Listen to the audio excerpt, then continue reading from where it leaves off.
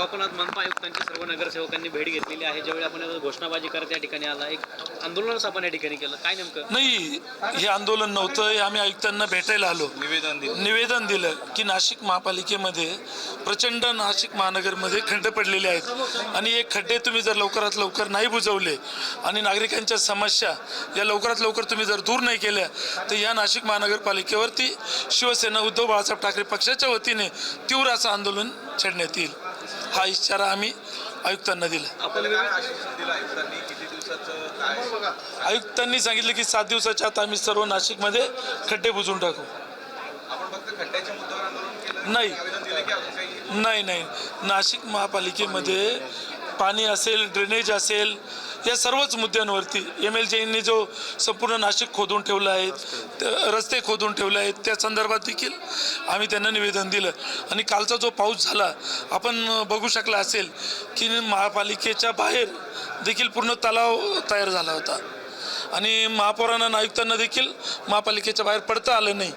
म्हणजे इतकी दयनीय अवस्था या नाशिकची झाली आहे. खरं तर आपण आपलं मनपा आयुक्तांकडे आपण विविध कामांच्या तक्रारी करत असताना ज्या ठिकाणी शिंदेचे भाजपचे नगरसेवक आहेत त्या ठिकाणी अधिकारी जातात, आमच्याकडे येत नाही, अशा पद्धतीची आपण एक तक्रार केली. एकदम बरोबर आहे. ही तक्रार नाशिक महानगरपालिकेमध्ये सर्वांना समान न्याय मिळाला पाहिजे. होतं काय आहे की ज्या ठिकाणी भारतीय जनता पार्टीचे नगरसेवक किंवा शिंदे गटाचे नगरसेवक आहेत तिथेच अधिकारी जास्त लक्ष देतात, त्यांच्याच प्रभागामध्ये काम करतात.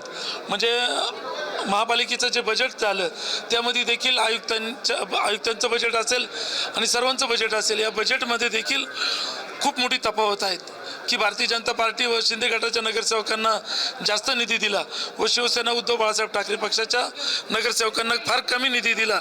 हा दुजाभाव हे पूर्वीपासूनच करतात आणि आज देखील अधिकारी कुठलंही काम करायचं असेल तर तिथं बघता की नगरसेवक कोण आहे आणि तिथं जर BJPचा नगरसेवक असेल किंवा शिंदे गटाचा नगरसेवक असेल तर तिथलं काम लवकर होतं. त्यांनी सांगितलं की मी लवकरच अधिकाऱ्यांची मीटिंग घेते आणि अधिकाऱ्यांना तशा सूचना करते की यापुढे असं होता कामा नये. आपण बराच वेळ मनपा आयुक्तांच्या दालनात ताटकळत होतो, वाट बघत होतो. घोषणाबाजी देखील आपल्या कार्यकर्त्यांनी केली होती. बरोबर आहेत. आम्ही 4ची वेळ घेतली होती. आम्ही 4 वाजता आलो आणि आयुक्त 4:30 वाजता आले. अर्धा तास आम्हाला आयुक्तांनी वाट बघावी लागली. मग हाच प्रॉब्लेम आहे ना, सत्ता आणि आम्ही सत्तेत नाही.